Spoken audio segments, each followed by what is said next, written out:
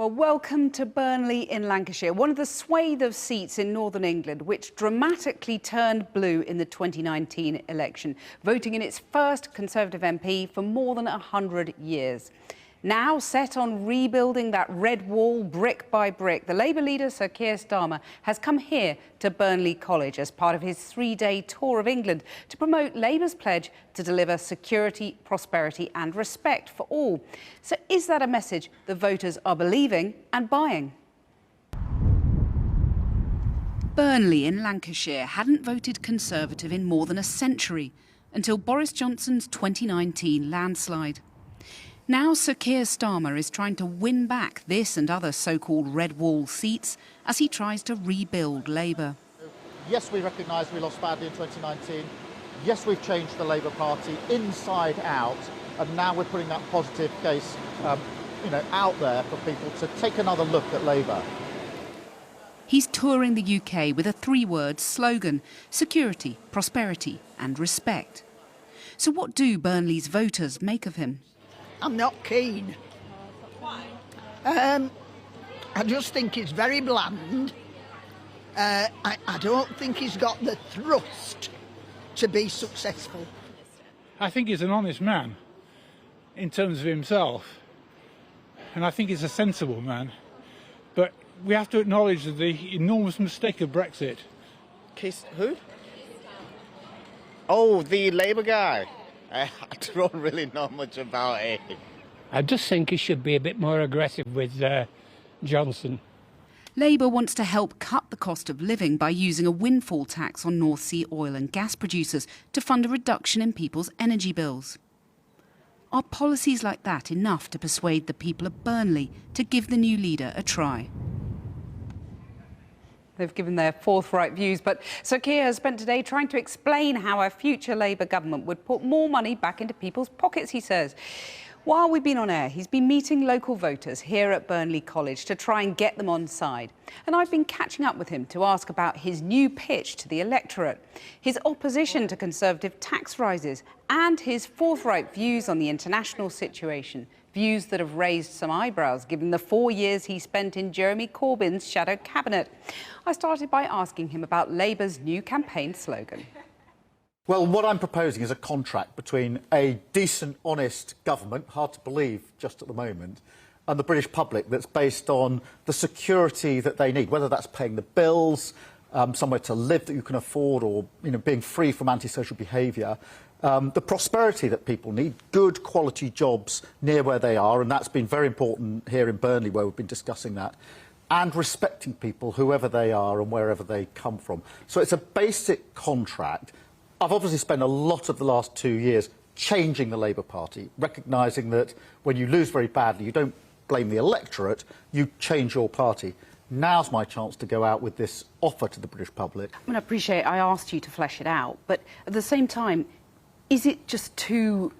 It's not grabby enough, that slogan. You think about Tony Blair's education, education, education. You think about vote leave, take back control. You think about Boris Johnson, get Brexit done. Very clear, very simple. Are you just too sort of complicated, too woolly? These are values, and the more we talk to people, the more they are talking in these terms. People are really worried that the security of not knowing whether you can pay your electricity bill, your energy bill, is really important to people. And you think you're on their wavelength here? Because obviously at the last election, Labour, the Tories won for the first time in more than a century here. Yeah.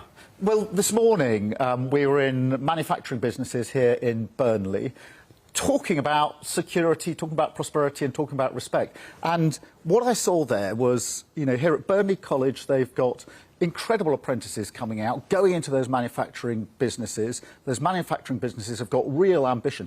What they want is a government that respects them. And what they mean by that is a government that matches their ambition for their area. And that's what I want to get across, that an incoming Labour government does respect local communities, does respect Burnley, and wants to match that ambition going forward. You've talked a lot about respecting the voters and respect in democracy. Yeah.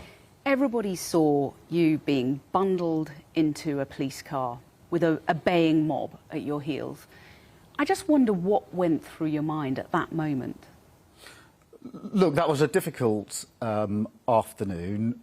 I knew once the Prime Minister had made his slur in Parliament that his words would have consequences, and words in Parliament do have consequences. I don't want to make this all about me, because very many politicians have abuse and threat. Women have it far worse than men. I'm well aware of that. Did you fear for your life? Did you think, actually, given that other MPs had been attacked, had been killed, did you think this might be your outcome? I was lucky. I had police officers either side of me. I had protection officers with me, and they did a fantastic job in difficult circumstances. And it's important to remember that not all MPs have that wherever they go, which is why all of us have a responsibility when we use language in Parliament to recognise that slurs, untruths have consequences, particularly if you're whipping up a right-wing conspiracy theory. Let's talk about the international situation. And the West has prepared a whole package of sanctions if Russia invades Ukraine. Why delay with those sanctions? Is there an argument for going now with them? We should go now and hard with the sanctions. It is important, I should say, that we stand united with our allies in the face of Russian aggression. It's very important that we stand united in the United Kingdom in the face of Russian aggression. But I do want to see tougher sanctions, and the problem with Russian money in the United Kingdom is not new, but it is serious. It supports Putin, it drives up crime in the United Kingdom, and it allows people to say that London is the sort of the laundry for money of the world. And I don't think this government has done enough in relation to that. There are powers that they haven't used. Don't think they've had the resolve to tackle this, not least because they've had donations which we have said they ought to return if they've got any link to Putin. So I do want to see the government go further and faster. I also think it's very important at the moment that that message is sent loud and clear to Russia, that if action is taken, there will be serious consequences. Does Vladimir Putin understand the language of sanctions, though? I mean, ultimately, doesn't he just understand the language of brute force? And so if the Ukrainian government were to say to a future Labour government, we want British troops on the ground fighting next to our troops, would that be a flat no from you or not? Well, we have openly supported the position that the UK government has taken in relation to troops and the deployment of assets abroad, and quite right to defensive. That is the position of NATO. I was over in NATO last week in Brussels, and we would stand united with our allies on this. And I do think that, and I do hope, that standing united like that does mean that we won't have conflict in Ukraine, because in the end, nobody wants that. But this is clearly Russian aggression, and we have to stand with our allies. How believable, though, is your robust approach to Moscow when you were in Jeremy Corbyn's shadow cabinet for 4 years, at a time when he, in the aftermath of the Skripal poisoning, asked the then Prime Minister if she'd complied with Moscow's demands? Well, his response to the Salisbury poisoning was wrong, and I said so at the time. Do you regret serving alongside Jeremy Corbyn, then?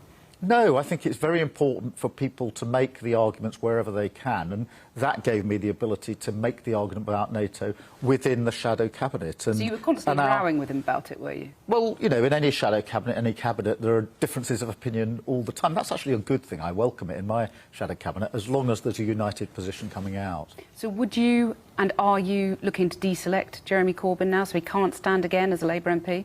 Well, Jeremy Corbyn's position at the moment is that he's not got the Labour whip for reasons that everybody understands in relation to his response to the anti-Semitism report. That remains the situation and will remain the situation until something's done about it. But you're going to show leadership on this and deselect him? Well, look, the whip has been removed from Jeremy. That's the same position as it's been for... But that's different from deselecting him for the next election. Well, he's not a Labour MP at the moment. Can you see any scenario that he will stand under the Labour banner at the next election? Well, at the moment, he's not a Labour MP, and so I don't see how that's possible. But, you know, that's a matter between him and the Chief Whip. But, you know, we've been in this position for over a year now. Sir Keir Starmer, thank you very much. Thank you.